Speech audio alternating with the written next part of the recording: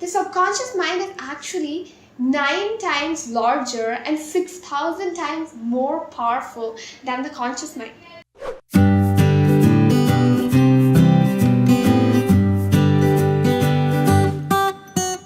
Hey guys, my name is Maya and welcome to my channel.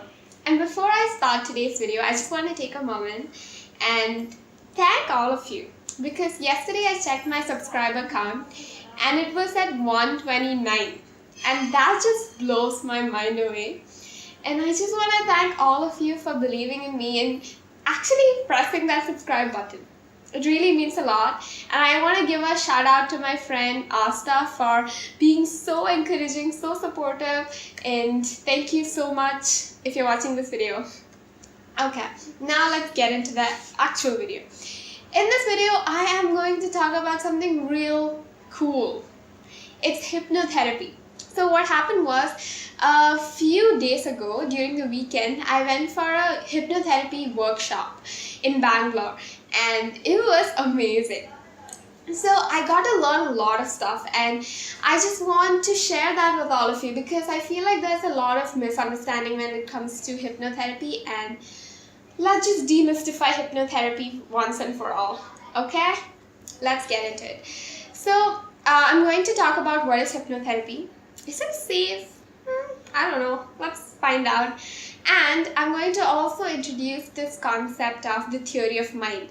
Okay, so I have my notebook here in which I had taken notes. So I'll be referring to these because I don't want to miss any points because it's cool stuff, guys. Really.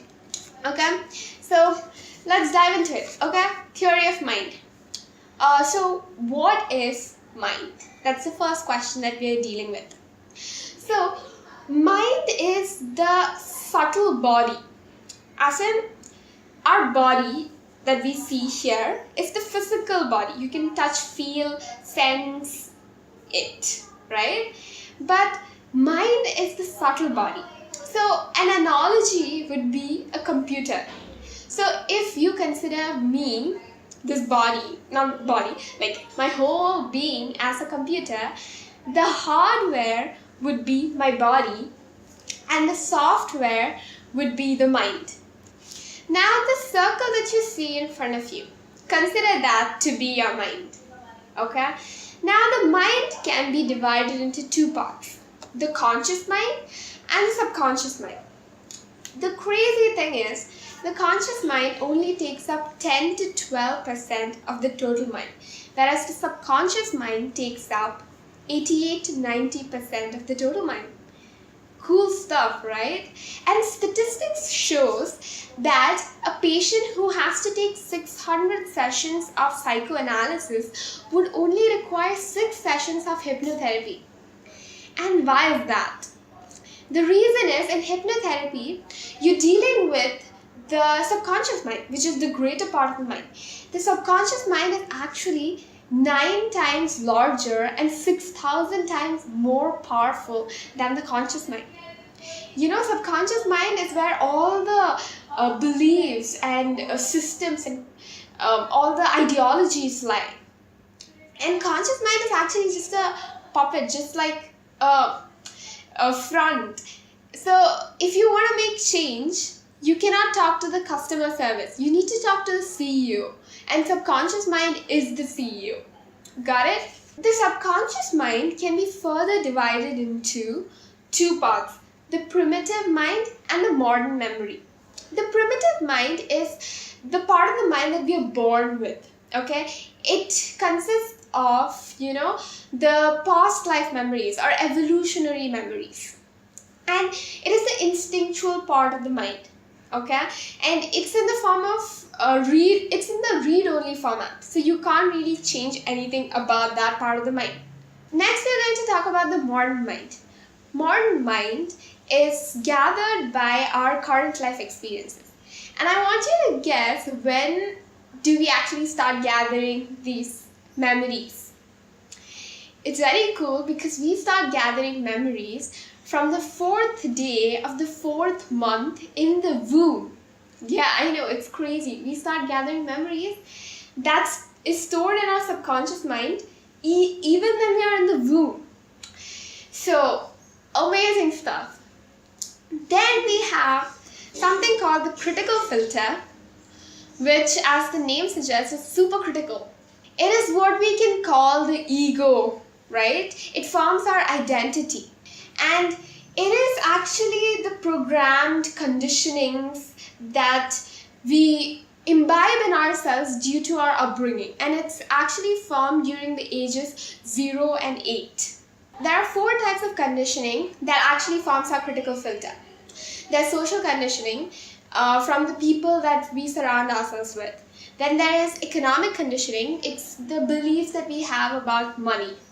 Then we have educational conditioning, which is how our mental makeup is changed by the education that we receive. Then we have religious conditioning, how our religious beliefs are formed, what our religion tells and all that stuff. So these are the 4 types of conditioning that we inculcate over our upbringing. Next, what I want to tell is this critical filter, it forms our belief systems. It is how we perceive information. Okay, it kind of adds texture to the information that we receive. Our likes and dislikes, all these things are actually formed due to our critical filter. And it is very, very unique to an individual. Right? Okay, so that was the basic stuff about the different parts of the mind. Now, what I'm going to talk about is how our mind receives information. There are 4 places that our mind receives information from. Okay, the first one is the external environment. The second one is conscious mind itself, the conscious thoughts that we have. Then we have the subconscious mind, and the last one is the body. All the pains and sensations that we feel, those also provide information to our mind. And we receive information in the form of something called message units. Message units are a way we can quantify how our mind processes information. Okay, so in a normal state, our mind can process 4,000 message units per minute. Okay, then when the message units increase to 10,000 to 12,000 message units per minute, then it reaches processing limit. And if you keep increasing to 14,000 or more, then the mind just gives up. Conscious mind just gives up control and it triggers the flight or fight, which is the primitive mind. Now let's address the most important question. What is hypnosis? According to this table, your subconscious mind is always awake and in control. However, your conscious mind is awake and in control when you are awake. It's asleep and has no control when you're asleep. And under hypnosis, your conscious mind is awake, fully awake, but has little control. Under hypnosis, your conscious mind is wide awake. Okay, and only when the conscious mind is awake, it can receive information, right? So it's not like your conscious mind goes to sleep, but it has very little control. And the way we induce hypnosis is by building up the message units. So I told you about how your mind receives information in the form of message units, and when you cross 14,000 message units, that's when your primitive mind kicks in. That's when your critical filter cannot take any more information and it gives you away into the subconscious. Okay? And once you reach the subconscious, that's where all the magic happens, right? So that is the whole process of hypnosis. It is this process of building up message units so that your conscious mind gives away its control and you can access the subconscious mind. Okay? So I hope this made sense to you, this whole process. And there's nothing to be scared of in hypnosis. So there's a question like, what if you get stuck, or what is the worst that can happen? So here's the worst case scenario, okay? The worst that can happen under hypnosis is that you go to sleep. If the message units are too much and your conscious mind just don't want to, it just gives up all control, then it will go to sleep. Your conscious mind will just go to sleep, and that will be the worst case scenario. You going to sleep. And it's not like a permanent sleep or limbo or anything, okay? You just go to sleep, you wake up, that's it. So that's the worst case scenario, and there's nothing to be scared of in hypnosis. That's what I want to communicate through this video. That's all for today, guys. I hope you enjoyed this video. If you did like this video, if you found this helpful, give this video a big thumbs up. And I really want to make more videos on the topic of hypnosis. There are these amazing concepts about suggestibility. There's this other concept about dreams and all of that cool stuff. So if you want to know more about it, give this video a big thumbs up, subscribe to this channel, press the notification bell.